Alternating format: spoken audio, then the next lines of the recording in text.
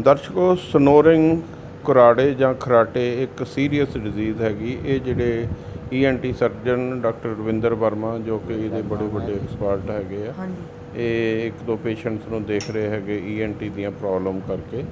ਅਕਸਰ ਤੌਰ 'ਤੇ ਇਹ ਦੇਖਣ ਵਿੱਚ ਆਇਆ ਹੈਗਾ ਪੂਰੇ ਵਰਲਡ ਵਿੱਚ ਸਨੋਰਿੰਗ ਦੀ ਪ੍ਰੋਬਲਮ ਜਿਹੜੀ ਹੈਗੀ ਹੈ ਈਐਨਟੀ ਨਾਲ ਸੰਬੰਧਿਤ ਹੈਗੀ। ਇਹ ਬਹੁਤ ਸੀਰੀਅਸ ਪ੍ਰਪੋਰਸ਼ਨ ਗ੍ਰਹਿਣ ਕਰ ਚੁੱਕੀ ਹੈਗੀ ਆ।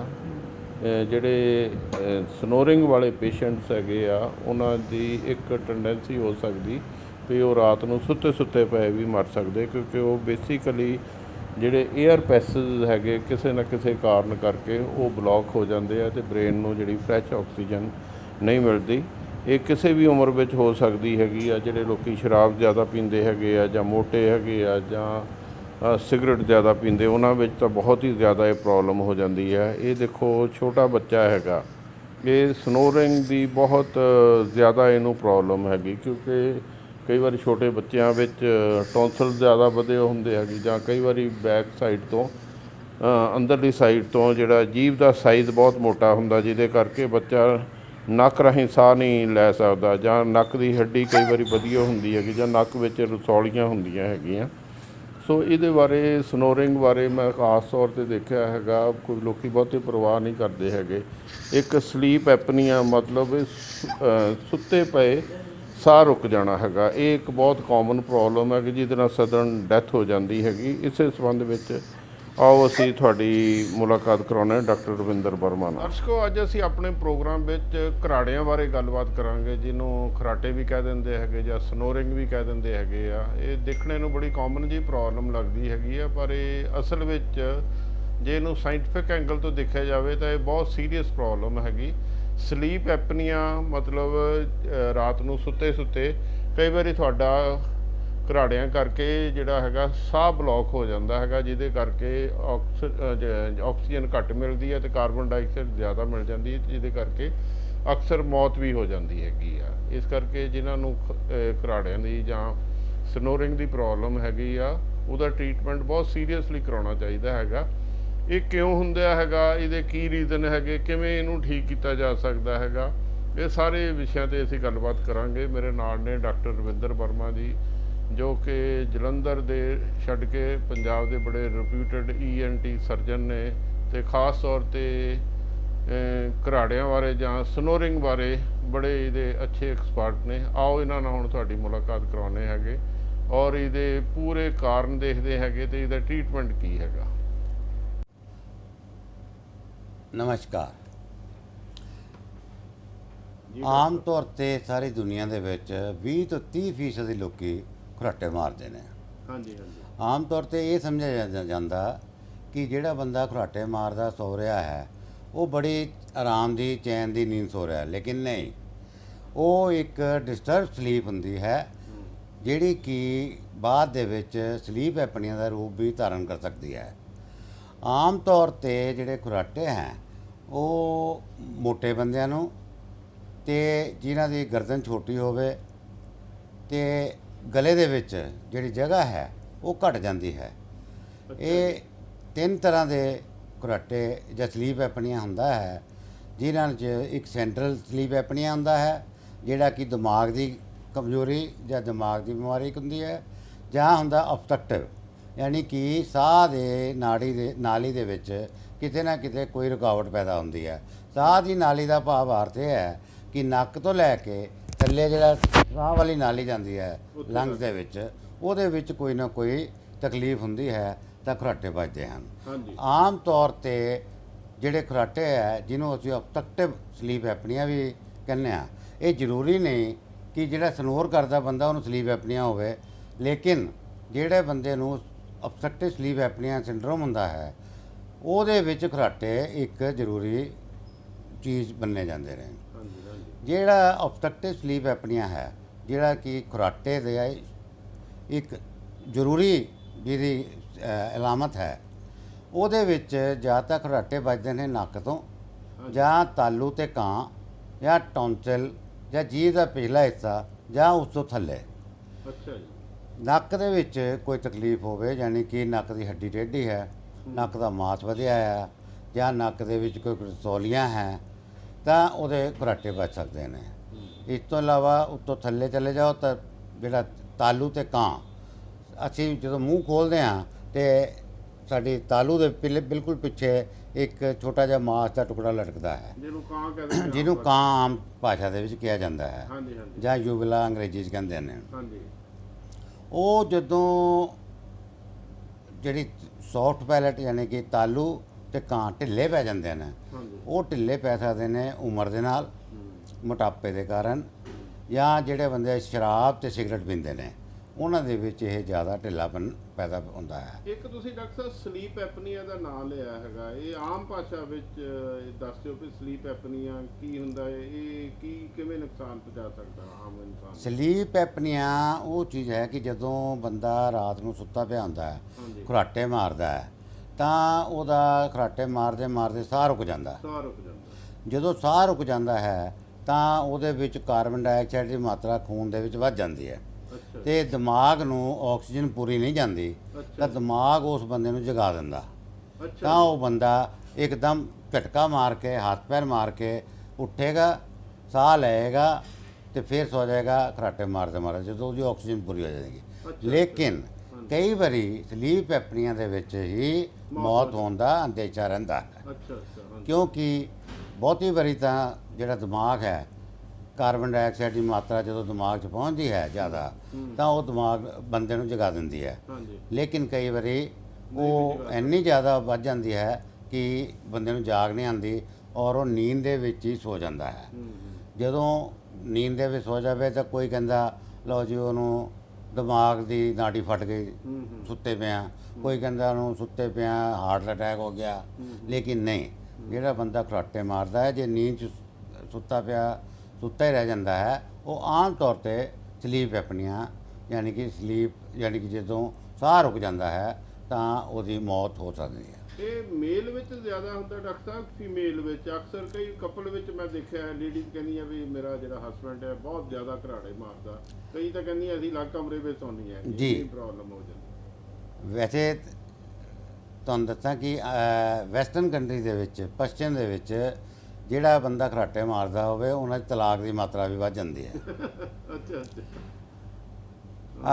ਜ਼ਿਆਦਾ ਇਹ ਜਿਹੜੀ ਬਿਮਾਰੀ ਹੈ ਮਰਦਾਂ ਦੇ ਵਿੱਚ ਹੈ, ਮਰਦਾਂ। ਕਿਉਂਕਿ ਇੱਕ ਤਾਂ ਮੋਟਾਪਾਪਨ ਦੋਨਾਂ 'ਚ ਹੀ ਹੁੰਦਾ ਹੈ, ਲੇਕਿਨ ਸ਼ਰਾਬ ਸਿਗਰਟ ਦਾ ਜਿਹੜਾ ਮੇਲ ਸੇਵਨ ਕਰਦਾ। ਸੇਵਨ ਹੈ ਉਹ ਖਰਾਟੇ ਨੂੰ ਜ਼ਿਆਦਾ ਵਧਾ ਦਿੰਦਾ ਹੈ। ਹੂੰ ਇਸ ਤੋਂ ਇਲਾਵਾ ਥਾਇਰਾਇਡ ਦੀ ਕੋਈ ਬਿਮਾਰੀ ਹੋਵੇ, ਅੱਛਾ ਉਹਨਾਂ ਦੇ ਵਿੱਚ ਵੀ ਜਿਹੜਾ ਸਲੀਪ ਐਪਨੀਆ ਹੈ ਉਹ ਜ਼ਿਆਦਾ ਹੁੰਦਾ ਹੈ, ਜਿਹੜਾ ਖਰਾਟੇ ਵੱਜਦੇ ਹਨ। ਹਾਂਜੀ ਹਾਂਜੀ ਖਰਾਟੇ ਮਾਰਨ ਦਾ ਅਸਲੀ ਕਾਰਨ ਹੁੰਦਾ ਹੈ ਕਿ ਜਦੋਂ ਅਸੀਂ ਸਾਹ ਲੈਂਦੇ ਹਾਂ, ਸਾਹ ਅੰਦਰ ਜਾਂਦਾ ਹੈ ਤਾਂ ਅੰਦਰ ਜਿਹੜਾ ਜਗ੍ਹਾ ਹੈ ਘਟ ਜਾਂਦੀ ਹੈ, ਨੱਕ ਦੇ ਵਿੱਚ ਜਾਂ ਗਲੇ ਦੇ ਵਿੱਚ ਜਾਂ ਉਸ ਤੋਂ ਥੱਲੇ।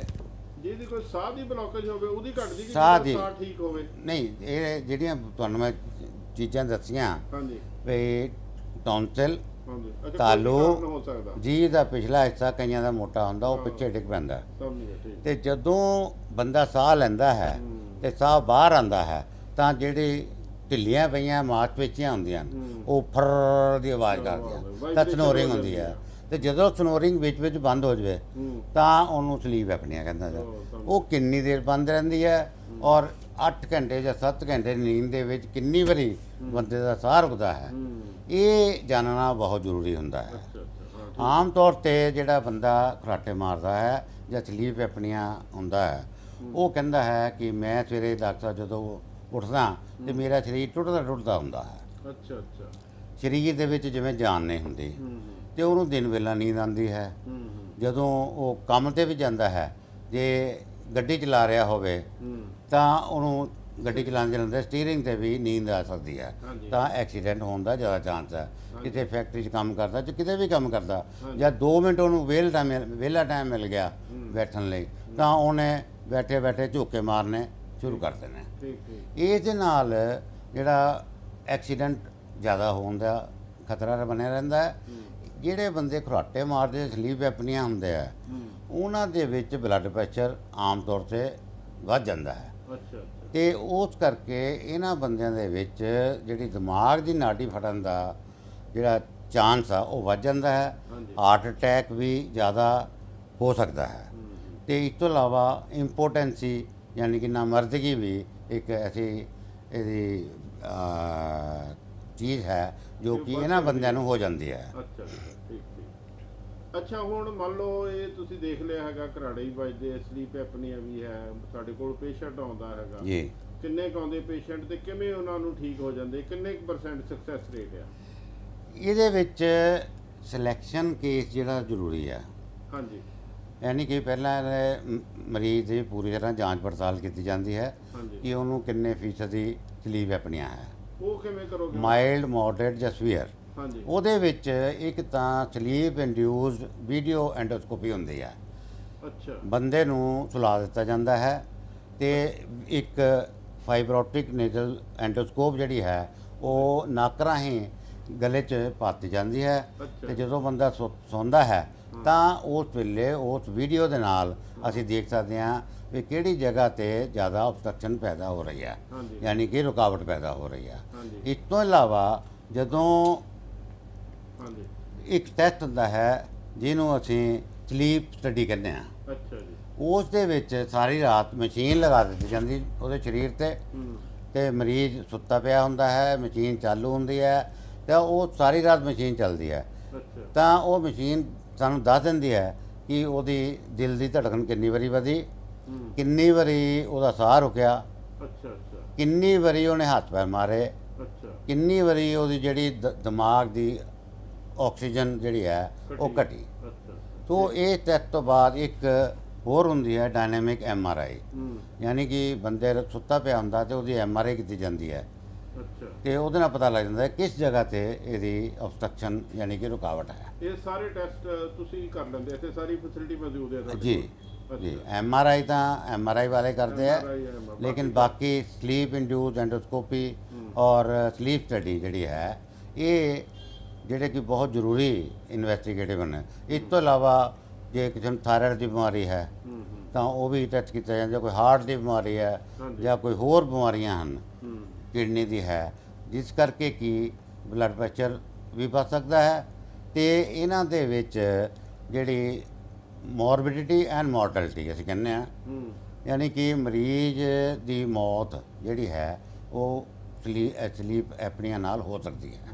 ਇਹਨਾਂ ਨੂੰ ਹੁਣ ਤੁਸੀਂ ਠੀਕ ਕਿਵੇਂ ਕਰੋਗੇ ਇਹ ਵੀ ਦੱਸ ਦਿਓ ਤਰੀਕਾ। ਇਹਦੇ ਆਮ ਤੌਰ ਤੇ ਦੋ ਤਰੀਕੇ ਨੇ। ਹਾਂਜੀ। ਇੱਕ ਤਾਂ ਮਸ਼ੀਨ ਹੁੰਦੀ ਹੈ ਜਿਹਨੂੰ CPAP ਜਾਂ BiPAP ਕਹਿੰਦੇ ਆ। ਹੂੰ ਉਹ ਰਾਤ ਨੂੰ ਮਸ਼ੀਨ ਮਾਸਕ ਹੁੰਦਾ ਹੈ, ਉਹ ਮੂੰਹ ਤੇ ਨੱਕ ਦੇ ਉੱਪਰ ਲਗਾ ਕੇ ਉਹਨੂੰ ਬੰਨ੍ਹ ਦਿੱਤਾ ਜਾਂਦਾ ਹੈ ਤੇ ਇੱਕ ਮਸ਼ੀਨ ਦੇ ਨਾਲ ਜਿੱਦਾਂ ਪੁਰਾਣੇ ਜ਼ਮਾਨੇ ਦੇ ਵਿੱਚ ਲੋਹਾਰ ਦੀ ਧੁਆਂਕਣੀ ਹੁੰਦੀ ਸੀ, ਆਹੋ ਪਲਸਡ ਆਕਸੀਜਨ ਪੰਪ ਮਾਰਦਾ ਸੀ, ਉਸੇ ਤਰ੍ਹਾਂ ਸਾਡੇ ਜਿੰਨੀ ਵਾਰੀ ਅਸੀਂ ਸਾਹ ਲੈਂਦੇ ਆ ਉਨੀ ਵਾਰੀ ਮਸ਼ੀਨ ਪੰਪ ਰਾਹੀਂ ਹਵਾ ਨੂੰ ਅੰਦਰ ਸਿੱਟਦੀ ਹੈ ਪ੍ਰੈਸ਼ਰ ਨਾਲ, ਤਾਂ ਉਹਦੇ ਜਿਹੜੇ ਅੰਦਰ ਆਬਸਟਰਕਸ਼ਨ ਹੈ ਉਹ ਖੁੱਲ ਜਾਂਦਾ। ਅੱਛਾ ਖੁੱਲ ਕੇ ਤੇ ਆਕਸੀਜਨ ਪੂਰੀ ਲੰਗਸ ਦੇ ਜਾਏਗੀ, ਲੰਗਸ ਤੋਂ ਫਿਰ ਖੂਨ ਚ, ਖੂਨ ਤੋਂ ਫਿਰ ਦਿਮਾਗ, ਤਾਂ ਬੰਦਾ ਜਿਹੜਾ ਦਿਮਾਗ ਹੈ ਉਹ ਸਵੇਰੇ ਜਦੋਂ ਬੰਦਾ ਉੱਠਦਾ ਤਾਂ ਫਰੈਸ਼ ਮਹਿਸੂਸ ਕਰਦਾ ਹੈ, ਉਹਨੂੰ ਗੁੱਸਾ ਵੀ ਘੱਟ ਆਉਂਦਾ ਹੈ ਤੇ ਉਹ ਕੰਮ ਦੇ ਵਿੱਚ ਵੀ ਆਪਣਾ ਧਿਆਨ ਲਗਾਉਂਦਾ ਹੈ। ਠੀਕ ਠੀਕ। ਦੂਸਰਾ ਜਿਹੜਾ ਤਰੀਕਾ ਹੈ ਉਹ ਹੈ ਸਰਜਰੀ, ਅੱਛਾ ਯਾਨੀ ਕਿ ਆਪਰੇਸ਼ਨ। ਅੱਛਾ। ਆਪਰੇਸ਼ਨ ਦੇ ਵਿੱਚ ਜਿੱਥੇ ਜਿੱਥੇ ਆਬਸਟਰਕਸ਼ਨ ਯਾਨੀ ਕਿ ਰੁਕਾਵਟ ਹੈ ਉਸ ਚੀਜ਼ ਦਾ ਆਪਰੇਸ਼ਨ ਕੀਤਾ ਜਾਂਦਾ ਉਹਨੇ ਹੈ। ਪੋਰਸ਼ਨ ਨੂੰ ਰਿਮੂਵ ਕਰ ਦਿਓਗੇ? ਹਾਂ, ਜਿਵੇਂ ਨੱਕ ਦੇ ਵਿੱਚ ਕੋਈ ਪ੍ਰੋਬਲਮ ਹੈ ਹੂੰ ਤਾਂ ਨੱਕ ਦੀ ਹੱਡੀ ਵਧੀ ਹੋਈ ਹੈ ਤਾਂ ਨੱਕ ਦੀ ਹੱਡੀ ਦਾ ਆਪਰੇਸ਼ਨ ਕੀਤਾ ਜਾਂਦਾ। ਜੇ ਕੋਈ ਰਸੌਲੀਆਂ ਹੈ ਤਾਂ ਰਸੌਲੀਆਂ, ਮਾਸ ਹੈ ਤਾਂ ਮਾਸ, ਹੂੰ ਜਾਂ ਹੋਰ ਕੋਈ ਬਿਮਾਰੀ ਹੈ ਨੱਕ ਦੀ ਜਾਂ ਆਲੇ ਦੁਆਲੇ ਜਿਹੜੇ ਸਾਈਨਸ ਦੀ ਪ੍ਰੋਬਲਮ ਕਹਿੰਦੇ ਆ ਉਸ ਦੇ ਉਹਦਾ ਵੀ ਇਲਾਜ ਕੀਤਾ ਜਾਂਦਾ ਹੈ। ਇਸ ਤੋਂ ਬਾਅਦ ਜਦੋਂ ਦੇਖਦੇ ਹਾਂ ਕਿ ਤਾਲੂ ਤੇ ਕਾਂ ਜਿਹੜਾ ਹੈ ਉਹ ਢਿੱਲਾ ਪਿਆ ਹੈ ਜਾਂ ਮੋਟਾ ਹੋ ਗਿਆ ਹੂੰ ਹੂੰ। ਹੈ ਤਾਂ ਫਿਰ ਉਹਨੂੰ ਅਸੀਂ ਛੋਟਾ ਕਰ ਦਿੰਦੇ ਹਾਂ। ਅੱਛਾ ਉਹ ਵੀ ਸਰਜਰੀ ਨਾਲ correct ਹੋ ਉਹਨੂੰ ਜਾਂਦਾ? ਸਰਜਰੀ ਕਰਕੇ ਤਾਲੂ ਤੇ ਕਾਂ ਨੂੰ ਛੋਟਾ ਕਰ ਦਿੱਤਾ ਜਾਂਦਾ ਛੋਟਾ ਕਰ। ਤਾਂ ਕਿ ਜਿਹੜਾ ਉਹਦੀ ਰੁਕਾਵਟ ਹੈ ਉਹ ਦੂਰ ਕੀਤੀ ਜਾ ਸਕੇ। ਅੱਛਾ ਇਸ ਤੋਂ ਇਲਾਵਾ ਜੇ ਟੌਨਸਿਲ ਜ਼ਿਆਦਾ ਵਧੇ ਹੋਏ ਆ ਅੱਛਾ ਅੱਛਾ ਹਾਂ ਉਹਨਾਂ ਨੂੰ ਕੱਢ ਦਿੱਤਾ ਜਾਂਦਾ ਅੱਛਾ ਅੱਛਾ ਤੇ ਨਾਲ ਹੀ ਜਿਹੜਾ ਜੀਭ ਦਾ ਪਿਛਲਾ ਹਿੱਸਾ ਹੈ, ਜਿਹੜਾ ਰਾਤ ਨੂੰ ਅਸੀਂ ਜਦੋਂ ਸਿੱਧੇ ਸੌਂਦੇ ਆ ਤਾਂ ਜੀਭ ਪਿੱਛੇ ਡਿੱਗ ਪੈਂਦੀ ਹੈ, ਅੱਛਾ। ਤਾਂ ਉਹ ਜਾ ਕੇ ਸਾਹ ਦੀ ਨਾਲੀ ਨੂੰ ਬੰਦ ਕਰ ਦਿੰਦੀ ਹੈ। ਹੂੰ ਉਤੋਂ ਜੀਭ ਦਾ ਪਿਛਲਾ ਹਿੱਸਾ ਵੀ, ਇਹਨੂੰ ਟੰਗ ਬੇਸ ਰਿਡਕਸ਼ਨ ਕਹਿੰਦੇ ਆ, ਇਹ ਵੀ ਕੀਤਾ ਜਾਂਦਾ ਹੈ। ਹੂੰ ਤੇ ਜੇ ਕੋਈ ਹੋਰ ਰਸੌਲੀ ਜਾਂ ਕੋਈ ਹੋਰ ਤਕਲੀਫ ਉਸ ਤੋਂ ਥੱਲੇ ਹੋਵੇ, ਯਾਨੀ ਕਿ ਸਾਹ ਵਾਲੀ ਨਾਲੀ ਜਾਂ ਬੋਲਣ ਵਾਲੇ ਬਕਸੇ ਦੇ ਵਿੱਚ, ਤਾਂ ਵੀ ਉਹਨੂੰ ਸਰਜਰੀ ਰਾਹੀਂ ਦੂਰ ਕੀਤਾ ਜਾ ਸਕਦਾ। ਇਸ ਤੋਂ ਇਲਾਵਾ ਹੋਰ ਕਈ ਤਰ੍ਹਾਂ ਦੀਆਂ ਬਿਮਾਰੀਆਂ ਹੁੰਦੀਆਂ ਹਨ, ਕਈ ਤਰ੍ਹਾਂ ਦੇ ਆਪਰੇਸ਼ਨ ਨੇ ਜਿਹੜੇ ਕਿ ਕਰਕੇ ਤੇ ਇਹਨਾਂ ਨੂੰ ਰਾਹਤ ਦਿੱਤੀ ਜਾਂਦੀ ਹੈ। ਜਿਹੜੇ ਬਹੁਤ ਹੀ ਜ਼ਿਆਦਾ ਮੋਟੇ ਮਰੀਜ਼ ਹੁੰਦੇ ਹਨ ਜਿਨ੍ਹਾਂ ਦੇ ਵਿੱਚ ਸਰਜਰੀ ਇੰਡੀਕੇਟਡ ਵੀ ਹੁੰਦੀ ਹੈ ਲੇਕਿਨ ਅਸੀਂ ਕਰ ਨਹੀਂ ਸਕਦੇ ਕਿਉਂਕਿ ਉਹਨਾਂ ਦਾ ਹਾਰਟ ਨੇ ਅਲਾਉ ਕਰਦਾ, ਉਹਨਾਂ ਦੇ ਗੁਰਦੇ ਖਰਾਬ ਆ ਜਾਂ ਹੋਰ 10 ਬਿਮਾਰੀਆਂ ਆ, ਤੇ ਉਹਨਾਂ ਦੇ ਵਿੱਚ ਅਸੀਂ ਫਿਰ ਇੱਕ ਇੱਥੇ ਛੇਕ ਕੱਢ ਦਿੰਦੇ ਹਾਂ ਜਿਹਨੂੰ ਟ੍ਰੈਕੋਟੋਮੀ ਕਹਿੰਦੇ ਆ, ਤਾਂ ਕਿ ਉਹਦਾ ਸਾਹ ਆਉਂਦਾ ਰਹੇ। ਉਹਦੇ ਵਿੱਚ ਇੱਕ ਵਾਲਵ ਹੁੰਦਾ ਹੈ ਟ੍ਰੈਕੋਟੋਮੀ ਦੇ ਵਿੱਚ, ਉਹ ਜਦੋਂ ਬੰਦਾ ਹੱਥ ਰੱਖ ਲੈਂਦਾ ਤਾਂ ਉਹ ਬੋਲ ਵੀ ਸਕਦਾ ਤੇ ਸਾਹ ਜਿਹੜਾ ਹੈ ਉਹ ਇੱਥੋਂ ਬਾਈਪਾਸ ਕਰ ਦਿੱਤਾ ਜਾਂਦਾ ਹੈ ਤਾਂ ਕਿ ਉਹਨੂੰ ਜ਼ਿੰਦਗੀ ਦੇ ਵਿੱਚ ਆਕਸੀਜਨ ਦੀ ਮਾਤਰਾ ਖੂਨ ਦੇ ਵਿੱਚ ਤੇ ਦਿਮਾਗ ਨੂੰ ਪੂਰੀ ਮਿਲਦੀ ਰਹੇ। ਉਹ ਪਰਮਾਨੈਂਟਲੀ ਉੱਥੇ ਸਾਹ ਲਏਗਾ, ਉਹ ਫਿਰ ਪਰਮਾਨੈਂਟ ਉਸੇ ਦੀ ਸਾਹ ਲੈਂਦਾ ਹੈ। ਇਸ ਤੋਂ ਇਲਾਵਾ ਕੁਝ ਮੈਂਡੀਬਲ ਕਈਆਂ ਦਾ ਜਿਹੜਾ ਜਿਵਾੜਾ ਥੱਲੇ ਵਾਲਾ ਹੈ ਉਹ ਪਿੱਛੇ ਹੁੰਦਾ ਹੈ, ਛੋਟਾ ਹੁੰਦਾ ਹੈ, ਤਾਂ ਉਹਨੂੰ ਸਰਜਰੀ ਕਰਕੇ ਕੱਟ ਕੇ ਉਹਨੂੰ ਅੱਗੇ ਲਿਆਂਦਾ ਜਾਂਦਾ। ਇਸ ਦੇ ਨਾਲ ਹੀ ਇਹ ਜਿਹੜੀ ਘੰਡੀ ਹੈ ਸਾਡੀ ਗਰਦਨ ਦੀ, ਇਹਨੂੰ ਵੀ ਅਸੀਂ ਰਿਲੀਜ਼ ਕਰ ਦਿੰਦੇ ਹਾਂ ਤਾਂ ਕਿ ਉਹ ਘੰਡੀ ਉੱਪਰ ਚੱਲ ਜਾਵੇ ਤੇ ਜਿਹੜਾ ਟੈਨਸ਼ਨ ਪੈਂਦੀ ਹੈ ਜੀਭ ਦੇ ਉੱਪਰ ਉਹ ਖਤਮ ਹੋ ਜਾਏ ਤੇ ਮਰੀਜ਼ ਨੂੰ ਸਾਹ ਜਿਹੜਾ ਹੈ ਉਹ ਪੂਰੀ ਤਰ੍ਹਾਂ ਨਾਲ ਰਹੇ। ਬੱਚਿਆਂ ਦੇ ਵਿੱਚ ਸਲੀਪ ਐਪਨੀਆ ਵੀ ਪਾਇਆ ਗਿਆ ਹੈ। ਹਾਂ, ਕਿਉਂਕਿ ਬੱਚਿਆਂ ਦੇ ਵਿੱਚ ਆਮ ਤੌਰ ਤੇ ਨੱਕ ਦੇ ਪਿਛਲੇ ਪਾਸੇ ਜਿੱਦਾਂ ਟੌਨਸਿਲ 2 ਇੱਧਰ ਹੁੰਦੇ ਆ, ਤੀਸਰਾ ਟੌਨਸਿਲ ਨੱਕ ਦੇ ਪਿਛਲੇ ਪਾਸੇ ਹੁੰਦਾ, ਉਹਨੂੰ ਅਸੀਂ ਐਡੀਨੋਇਡ ਕਹਿੰਦੇ ਆ। ਜਦੋਂ ਜਿੱਥੇ ਨੱਕ ਤੇ ਗਲਾ ਮਿਲਦੇ ਆ ਉੱਥੇ ਇਹ ਮਾਸ ਆਮ ਤੌਰ ਤੇ ਬੱਚਿਆਂ ਦੇ ਵਿੱਚ ਵਧਿਆ ਹੁੰਦਾ, ਜਿਨ੍ਹਾਂ ਕਰਕੇ ਬੱਚੇ ਮੂੰਹ ਦਾ ਨਹੀਂ ਸਾਹ ਲੈਂਦੇ ਆ, ਘੁਰਾਟੇ ਮਾਰਦੇ ਆ ਤੇ ਸਲੀਪ ਐਪਨੀਆ ਯਾਨੀ ਕਿ ਰਾਤ ਨੂੰ ਉਹ ਵੀ ਸਾਹ ਉਹਨਾਂ ਦਾ ਰੁਕ ਜਾਂਦਾ। ਇਹੋ ਜਿਹੇ ਬੱਚੇ ਜਿਹੜੇ ਹੁੰਦੇ ਆ ਉਹਨਾਂ ਦਾ ਦਿਮਾਗ ਅਲਟੀਮੇਟਲੀ ਕਮਜ਼ੋਰ ਹੋ ਜਾਂਦਾ, ਉਹਨਾਂ ਦਾ IQ ਘਟ ਜਾਂਦਾ, ਉਹਨਾਂ ਦੇ ਜਿਹੜੇ ਦੰਦ ਆ ਉਹ ਬਾਹਰ ਨੂੰ ਆ ਜਾਣਗੇ, ਤਾਲੂ ਉੱਪਰ ਚੱਲ ਜਾਏਗਾ, ਜਿਹੜਾ ਗੱਲਾਂ ਹੈ ਉਹ ਵਿੱਚ ਨੂੰ ਧੱਸ ਜਾਂਦੀਆਂ ਨੇ, ਤਾਂ ਉਹਨਾਂ ਦੀ ਜਿਹੜੀ ਸ਼ਕਲ ਹੈ ਉਹ ਇੱਕ ਈਡੀਅਟ ਜਾਂ ਮੂਰਖ ਮੰਗਰ ਦੀ ਲੱਗਣੀ ਸ਼ੁਰੂ ਹੋ ਜਾਂਦੀ ਹੈ। ਤਾਂ ਉਹਨਾਂ ਦੇ ਵਿੱਚ ਵੀ ਅਸੀਂ ਜੇ ਉਹਨਾਂ ਦੇ ਟੌਨਸਿਲ ਵੀ ਜ਼ਿਆਦਾ ਵਧੇ ਹੋਣ ਤੇ ਨਾਲ ਐਡੀਨੋਇਡ ਹੋਣ ਤਾਂ ਫਿਰ ਅਸੀਂ ਉਹਨਾਂ ਦਾ ਆਪਰੇਸ਼ਨ ਕਰ ਦਿੰਦੇ ਹਾਂ। 2.5 ਸਾਲ ਤੋਂ ਬਾਅਦ ਜਿਹੜੇ ਬੱਚੇ ਸਲੀਪ ਐਪਨੀਆ ਦਾ ਸ਼ਿਕਾਰ ਹੁੰਦੇ ਹਨ, ਸੀਵੀਅਰ ਸਲੀਪ ਐਪਨੀਆ, ਉਹਨਾਂ ਦਾ ਆਪਰੇਸ਼ਨ ਕਰਕੇ ਅਸੀਂ ਟੌਨਸਿਲ ਤੇ ਐਡੀਨੋਇਡ ਕੱਢ ਦਿੰਦੇ ਹਾਂ, ਚਾਹੇ ਅਸੀਂ ਅੱਧੇ ਕੱਢੀਏ ਚਾਹੇ ਪੂਰੇ ਕੱਢੀਏ, ਇਹ ਡਿਪੈਂਡ ਕਰਦਾ ਹੈ ਉਹਦੀ ਬੱਚੇ ਦੀ ਕੰਡੀਸ਼ਨ ਉੱਤੇ। ਠੀਕ ਹੈ। ਅੱਛਾ, ਜਾਂਦੇ ਜਾਂਦੇ ਸਲੀਪ ਪੋਜੀਸ਼ਨ ਕਿਹੜੀ ਬੈਠ ਰਿਹਾ? ਇੱਕ ਤਾਂ ਅਸੀਂ ਪਿੱਠ ਭਾਨੇ ਸੌ ਜਾਂਦੇ ਹੈਗੇ ਰੀੜ੍ਹ ਦੀ ਹੱਡੀ ਸਾਈਡ, ਇੱਕ ਰਾਈਟ ਨੂੰ ਸੌਣਾ ਚਾਹੀਦਾ, ਲੈਫਟ ਨੂੰ, ਜਿਹਨੂੰ ਪ੍ਰੋਬਲਮ ਹੈਗੀ ਆ। ਇਹਦੇ 'ਚ ਇੱਕ ਤਾਂ ਆਪਣਾ ਲਾਈਫ ਸਟਾਈਲ, ਕੁਝ ਚੀਜ਼ਾਂ ਨੇ ਜਿਹੜੀਆਂ ਕਿ ਹੈਲਪ ਕਰਦੀਆਂ ਘੁਰਾਟਿਆਂ ਨੂੰ ਬੰਦ ਕਰਨ ਦੇ ਵਿੱਚ ਜਾਂ ਸਲੀਪ ਐਪਨੀਆ ਨੂੰ ਹਟਾਉਣ ਦੇ ਵਿੱਚ। ਇੱਕ ਨੰਬਰ ਹੈਗਾ ਕਿ ਆਪਣਾ ਭਾਰ ਘਟਾਓ, ਸਭ ਤੋਂ ਪਹਿਲਾਂ ਇੱਕ ਨੰਬਰ। ਦੂਸਰਾ, ਭਾਰ ਕਿਵੇਂ ਘਟਾਉਣਾ? ਐਕਸਰਸਾਈਜ਼ ਵਗੈਰਾ ਭਾਰ ਕਰਨ ਮਤਲਬ ਇਹ ਤੁਸੀਂ ਕਹਿ ਲਓ ਵੀ ਬੈਂਕ ਦੇ ਵਿੱਚ ਪੈਸੇ ਜਮ੍ਹਾਂ, ਜੇ ਤੁਸੀਂ ਜ਼ਿਆਦਾ ਕਰਾਏ ਚੱਲੋਗੇ ਤਾਂ ਜਮ੍ਹਾਂ ਹੁੰਦੇ ਜਾਣਗੇ, ਤੇ ਜੇ ਨਾਲੋਂ ਨਾਲ ਕਢਾਈ ਜਾਓਗੇ ਤਾਂ ਫਿਰ ਉਹ ਬੈਲੈਂਸ ਠੀਕ ਰਹੇਗਾ। ਐਕਸਰਸਾਈਜ਼ ਕਰੋ, ਮੂੰਹ ਨੂੰ ਤਾਲਾ ਲਗਾਓ, ਖਾਣ ਪੀਣ ਆਪਣਾ ਬਦਲੋ, ਸਿਗਰਟ ਸ਼ਰਾਬ ਦਾ ਪਰਹੇਜ਼ ਰੱਖੋ, ਤੇ ਬਹੁਤੀਆਂ ਚਰਬੀ ਵਾਲੀਆਂ ਚੀਜ਼ਾਂ ਜਿੱਦਾਂ ਸਾਡਾ ਪੰਜਾਬੀ ਖਾਣਾ ਹੈ ਕਿ ਚਿਕਨ ਖਾਣਾ ਤੇ ਖੂਬ ਸਾਰਾ ਘਿਓ ਮਸਾਲੇ ਹੋਣੇ ਚਾਹੀਦੇ ਆ, ਤੇ ਇਸ ਤੋਂ ਇਲਾਵਾ ਜਿਹੜਾ ਖਾਣਾ ਹੈ ਉਹ ਲੇਟਣ ਤੋਂ 2 ਘੰਟੇ ਪਹਿਲਾਂ ਖਾ ਲੈਣਾ ਚਾਹੀਦਾ, ਔਰ ਥੋੜਾ ਖਾਣਾ ਚਾਹੀਦਾ, ਔਰ ਥੱਲੇ ਤੱਕ ਖਾਣਾ ਚਾਹੀਦਾ, ਇੱਥੇ ਤੱਕ ਪੂਰਾ ਭਰਨਾ ਨਹੀਂ ਚਾਹੀਦਾ।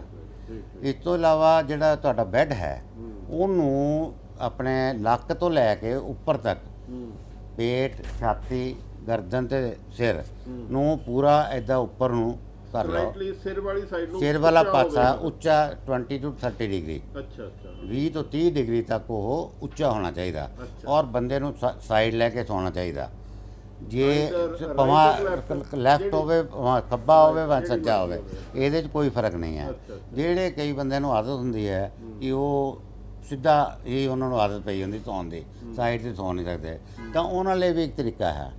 ਇੱਕ ਪਜਾਮਾ ਬਣਾਓ ਰਾਤ ਨੂੰ ਪਾਉਣ ਲਈ, ਉਹਦੇ ਪਿੱਛੇ 2 ਜੇਬਾਂ ਲਗਾਓ, ਉਹਨਾਂ ਜੇਬਾਂ ਦੇ ਵਿੱਚ ਟੈਨਿਸ ਦੀ ਬਾਲ ਲੈ ਕੇ ਸੀ ਦਿਓ, ਤੇ ਉਹ ਪਜਾਮਾ ਪਾ ਕੇ ਸੌਓ ਤਾਂ ਕਿ ਬੰਦਾ ਸਿੱਧਾ ਸੌ ਹੀ ਨਾ ਸਕੇ ਤੇ ਉਹ ਸਾਈਡ 'ਤੇ ਸੌਊਗਾ। ਜਦੋਂ ਸਿੱਧਾ ਹੋਏਗਾ ਉਹ ਚੁੱਭੇਗਾ ਤੇ ਉਹਦੀ ਆਪਣੇ ਆਪ ਉਹ ਦੂਸਰੇ ਪਾਸੇ ਨੂੰ ਪਏਗਾ। ਤੋ ਇਹ ਕੁਝ ਤਰੀਕੇ ਨੇ ਜਿਹੜੇ ਕਿ ਸਲੀਪ ਐਪਨੀਆ ਜਾਂ ਸਨੋਰਿੰਗ ਨੂੰ ਘਟਾਉਣ ਦੇ ਵਿੱਚ ਸਹਾਈ ਹੋ ਸਕਦੇ ਨੇ। ਬਹੁਤ ਸੋਹਣੀ ਤੁਸੀਂ ਡਾਕਟਰ ਸਾਹਿਬ ਸਨੋਰਿੰਗ ਬਾਰੇ ਜਾਂ ਘਰਾੜਿਆਂ ਬਾਰੇ ਜਾਣਕਾਰੀ ਦਿੱਤੀ। ਮੈਨੂੰ ਉਮੀਦ ਹੈ ਦੇਸ਼ ਵਿਦੇਸ਼ ਦੇ ਦਰਸ਼ਕ ਜ਼ਰੂਰ ਫਾਇਦਾ ਉਠਾਉਣਗੇ। ਜੇ ਮੰਨ ਲਓ ਕਿਸੇ ਨੇ ਸਿੱਧੀ ਤੁਹਾਡੇ ਨਾਲ ਗੱਲ ਕਰਨੀ, ਜੇ ਤੁਹਾਨੂੰ ਕੋਈ ਤਕਲੀਫ ਨਾ ਹੋਵੇ, ਆਪਣਾ ਮੇਲ ਆਈਡੀ ਜਾਂ ਕੋਈ ਨੰਬਰ ਵਗੈਰਾ ਵੀ ਦੱਸ ਦਿਓ। ਜੀ, ਮੇਲ ਆਈਡੀ ਦੱਸ ਦਿਓ। ਮੇਲ ਆਈਡੀ ਹੈ VERMA वर्मा 1999 या वर्मा 1999 ਜਾਂ ਮੇਰੇ ਨਾਲ ਡਾਇਰੈਕਟ ਜਾਂ WhatsApp ਤੇ ਨੰਬਰ ਮੈਂ ਦੇ ਦੇਣਾ 9814064395 989814064395। ਇਹ ਮੇਰਾ ਨੰਬਰ ਹੈ ਤੇ ਕਿਸੇ ਵੇਲੇ ਵੀ ਤੁਸੀਂ ਇਹਨੂੰ ਠੀਕ ਕਰ ਸਲਾਹ ਲੈ ਸਕਦੇ ਹੋ। ਬਹੁਤ ਬਹੁਤ ਮਿਹਰਬਾਨੀ ਡਾਕਟਰ ਸਾਹਿਬ, ਬਹੁਤ ਸੋਹਣੀ ਜਾਣਕਾਰੀ ਦਿੱਤੀ। ਬਹੁਤ ਬਹੁਤ ਮਿਹਰਬਾਨੀ। ਸ਼ੁਕਰੀਆ।